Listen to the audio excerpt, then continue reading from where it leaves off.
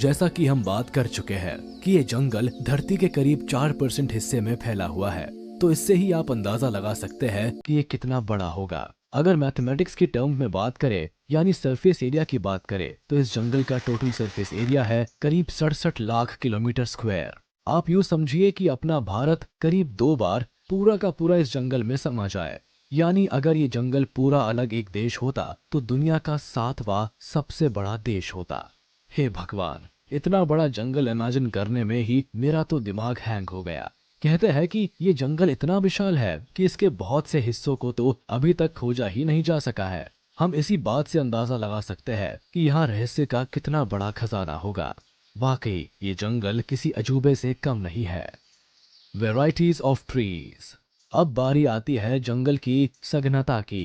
कहते हैं कि ये जंगल इतना ज्यादा डेंस है और यहाँ पेड़ पौधे इतने ज्यादा पास पास है कि कई सारे हिस्सों में तो धरती तक सूरज की रोशनी ही नहीं पहुंच पाती। अब आप सोचिए, जब सूरज ही नहीं पहुंच पा रहा है इन हिस्सों में तो इंसान कैसे पहुंच पाएगा। यही वजह है कि इस जंगल का ज्यादातर हिस्सा इंसानी दखल से अब भी बचा हुआ है और कई सारे राज इसने अपने दामन में छिपा रखे हैं, जिन्हें जानने के लिए इंसान बड़ा बेताब है और लगातार कोशिशें करता रहता है।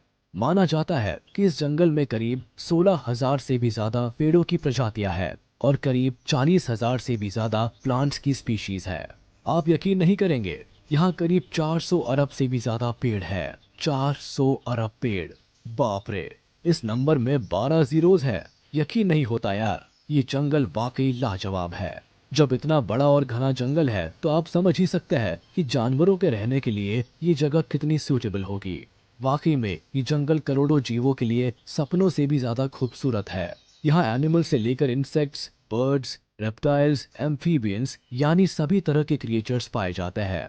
इन क्रिएचर्स की कुछ प्रजातियां तो ऐसी है जो सिर्फ इसी जंगल में पाई जाती है और बहुत सारी ऐसी प्रजातियां भी है जिन्हें अभी तक खोजा नहीं जा सका है।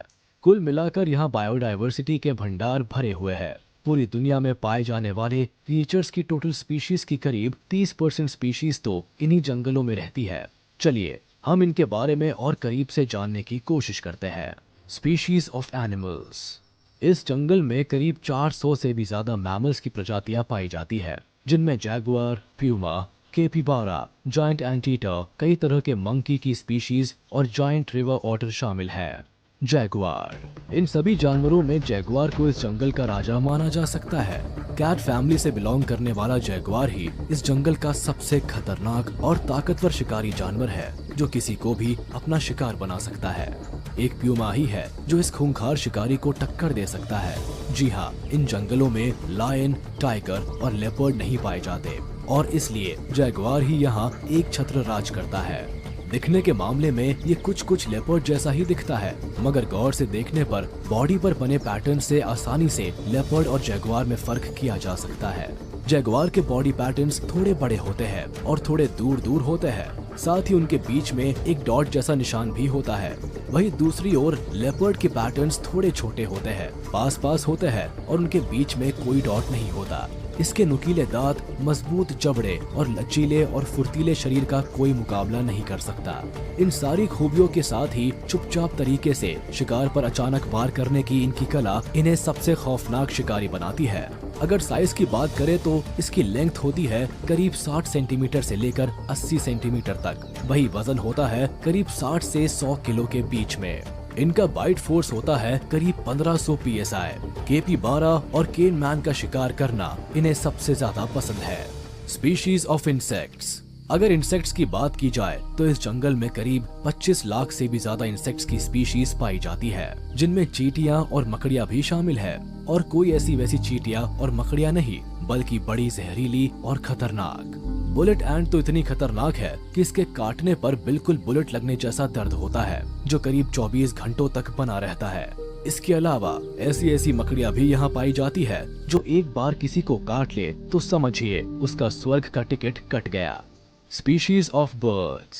इस जंगल में बर्ड्स की करीब 1300 से भी ज्यादा स्पीशीज पाई जाती है, जिनमें हॉड्सन, मकॉज और दूसरे parrots, harpy, eagle, toucans, and birds, kingfishers, parakeets, flycatchers, woodpeckers, tanagers, manakins, guans, storks, herons, hummingbirds और पेंडोला जैसी बर्ड्स शामिल है। Amazon river. अब बात करते हैं इस जंगल की लाइफलाइन के बारे में। इन जंगलों में पाई जाने वाली स्पीशीज की प्यास बुझाने वाली और यहाँ मौजूद जीवन की सबसे इम्पोर्टेंट कड़ी है अमेज़न रिवर। लेंथ के हिसाब से ये नदी इजिप्ट की धरती पर बनने वाली नाइल नदी के बाद दुनिया की दूसरी सबसे बड़ी नदी है। इसकी लंबाई है करीब 6437 किलोमीटर्स। यानी आप यूँ समझिए कि आप श्रीनगर से कन्याकुमारी तक 2 बार आ जा सकते हैं। लेंथ के अलावा अगर पानी की बात की जाए तो ये नदी पानी के मामले में दुनिया की सबसे बड़ी नदी है। अब रेन फॉरेस्ट के बीच बह रही है तो पानी की कमी कैसे हो सकती है भला? साइंटिस्ट का ऐसा मानना है कि इस नदी की इतनी सारी ब्रांचेस है कि अब तक कई सारी ब्रांचेस तो खोजी ही नहीं जा सकी है। इस जंगल के कई सारे राज तो अकेले इस नदी ने अपने अंदर छिपा रखे हैं। एक्सपर्ट्स के मुताबिक ये नदी धरती की सबसे रहस्यमयी नदी है। माना जाता है कि अमेज़न नदी लाखों सालों पहले प्रशांत महासागर की ओर बहा करती थी, लेकिन आज ये नदी अटलांटिक महासागर में जाकर मिलती है। इस नदी के आसपास कई सारी झीलें हैं। सबसे कमाल की बात तो ये है कि इस नदी पर आज तक एक भी पुल नहीं बनाया जा सका है। अगर आपको नदी पार करनी है तो नाव से ही जाना पड़ेगा। इसके अलावा इस नदी के कई हिस्सों पर पानी इतना गर्म है कि टेम्परेचर 100 डिग्री सेल्सियस से भी ऊपर चला जाता है। यहाँ का पानी हर समय उबलता ही रहता है। इन जंगलों में मौजूद इंसानी आदिवासी जनजातियों के लोग अपने लोगों के मरने के बाद उन्हें इसी नदी में बहा देते हैं, जिससे पार्थिव शरीर जलकर खत्म हो जाता है। इस नदी के अंदर कई सारे एक्वेटिक एनिमल्स अपना जीवन यापन करते हैं, जिसमें रेप्टाइल्स भी शामिल है।